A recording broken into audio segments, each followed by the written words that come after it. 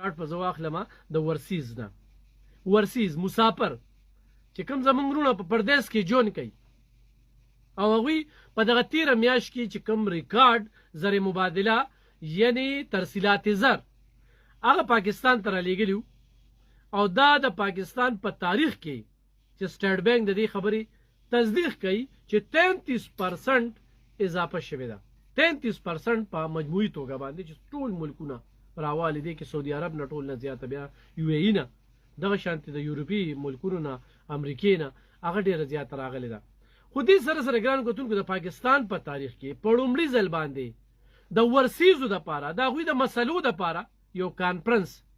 راوختی شو او دغه کانفرنس ته وزیر اعظم پاکستان چې کوم دی هغه هم خطاب کړو بیا ورسره آرمي چیف صاحب هم خطاب کړو. د هغوی شکوک او شبهات او سوالونو دغه سوالونو په مخامخ چې کوم دی هغوی ته جوابونه ورکړي شو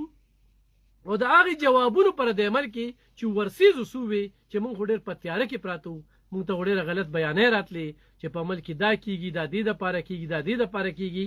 نو داسې نه وه. په دې کې لومبنۍ چې کوم دی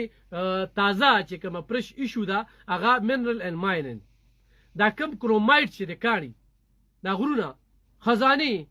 موږ د لوکې مرو موږ قرضدار یو موږ ته ګراني ده او موږ سره د زمرودو د ماربلو چې کوم دی نو کارخانې پرتې دي سره زر سپین زر هم پیدا کېږي او ورسره چې کوم دی نو بارودي کاڼي خو هم شته. نو هغوی ورسیزو ته وایي چې تاسو راشئ پیسه د سره شته تاسو په دوبۍ کې روزګار کوئ تاسو په سعودي کې روزګار کوئ تاسو په برطانیه کې روزګار کوئ راشئ دلته سرمایه بنده کې دغه بلوچستان کې دي یا پښتونخوا کې دي 40% ګټه ترلاسه کوي 60% چې کوم دی نو هغه صوبې ته ورکوي 40% ګټه تاسو ترلاسه کوي 60% چې کوم دی نو دغه صوبې ته ورکوي او 30% وفاق ته ورکوي. هغوی وایي چې یاره موږ خیرانو چې دا خو بس آرمي لګیا ده حکومت لګیا ده په دې باندې قبضه کوي او دا چل دی واغه چل دی. نو دغه بیانیه چې کومه ده هغوی ته خو هم غلطه ثابته شوله چې په دې باندې قبضه کوي. دغه بیانیه مخې ته راځي چې چېرته کرومایډ دی چېرته کې ماربلې دي هغه قبضه کېږي او په هغې باندې خپل دغه کوي. نو هغوی وایي هرګز داسې نه ده خو موږ سرمایه کار راولو وسایل شته دی نه او هغې دپاره چې کوم دی نو بیا امن هغه ډېر زیات ضروري دی. نو چې نن موږ نورو ملکونو ته دعوتونه ورکوو تاسو راشئ په دې کې برخه واخلئ په دې کې سرمایه کاري وکړئ په دې کې انویسټمنټ وکړئ او د دې نه چې کوم دی نو تاسو پیدا ترلاسه کړئ. نن ګرانو کتونکو بیا وایم چې مسلکي جنگ دی سیاسي جنگ دی د بارډرو جنگ دی نو دا په دغه خزانو باندې دی. یو وایي چې خزانه زما بل وایي چې خزانه زما بل وایي چې خزانه زما. اوس دا خزانې دا د ملک شوې بیا د هغه صوبو شوې چې کومې صوبې د دې نه مالامال دي او هغه متاثر هم دي. پښتونخوا چې کومه ده دې وخت کې لوټ تاله ده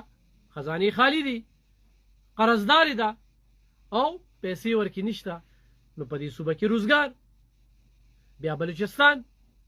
هغې کې هم دغه صورت حال دی. نو په دې باندې دغه ورسیزو ته چې کوم بریفنګ ورکړی شو نو هغه بریفنګ چې کوم دی هغه د هغوی خوښ شو. په نورو ډېرو خبرو باندې خبرو شولې خو اخمه خبره ده چې څومره دا مسافر لاړ شي بهر ملکونو ته نو اکثره د دوی په ځمکو دوکانونو په نور څیزونو باندې قبضه وکړی شي. نو هغه ورته چې نه دا قبضه به نه کېږي د هغې دپاره دفتر ورکړو او په دغه دفتر کې به د هغوی مسلې چې کوم دی نو حل کېږي. بله آرمي چیف نه پوښتنې وشولې خو د هغه تقریر چې واورېده او د هغه خبرې واورېدې دغه ټیم کې جوړ کې منځ کې سکیورټي خلکارانو د آرمي چیف او د عوامو ترمنځ او دا دې کې د کینیډا وو دې کې د یورپي ممالک وو دې کې د یو ای وو دې کې د سعودي وو د هر ملک نه چې کوم دی نو ورسیز دې ته راغلي وو. پاکستان کې چې کوم میشته وو هم په دغه کې موجود وو. نو هغوی دا ومنله چې واقعي د لګن سره د فکر سره او د زړه نه چې کوم دی د پاکستان اکانمي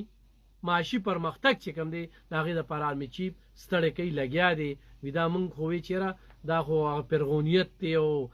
خبره نه اوري او توجه نه ورکوي او قوم ته داسې واغسې. نو په لومړي ځل باندې چې کوم دی نو موږ دغه حالات هغه اوریدل راغلو ناغوی ته د 9 مای هغه بریفینګ ورکړ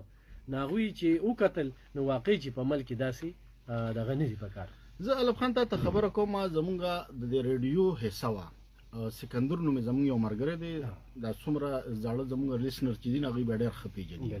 موږ سره د ټیکنیکل سټاف کې مو هغه پروګرام هم کوو نن سبا هغه په دوبۍ کې مشته دی ډېر ښه انټرنیشنل کمپنی ده او په هغه کې په ټیکنیکل سایډ باندې دی ښه جواب باندې دی هغه د روجې نه مخکې هغه راغلی نو دلته کې دغه ته راغی دا چې روجې نه مخکې راغلی نو دلته ریډیو ته راغی الف خان چې ریډیو ته راغی نو هغه ما سره په دې خبره باندې بحث مباحثه کوله هغه دوران کې د پنجاب کې هغه د ریپ یو واقعیا پیک نیوز چې هغه وایرل شو یونیورسيټي والا هغه ما سره په دې باندې بحث مباحثه کوله نو ما ورته وی چې سکندر جان دا خبر چې نو دا لکه ما وی دا اوس دا خبر دی نو دا پیک دی ما ته دا څه نو یو کنه دا پیک دی یره پاغه باندې هغه دلته سم چې تر اخلاص شو لکه حزب الله ته او ما ته چې لکه دا تاسو دا څنګه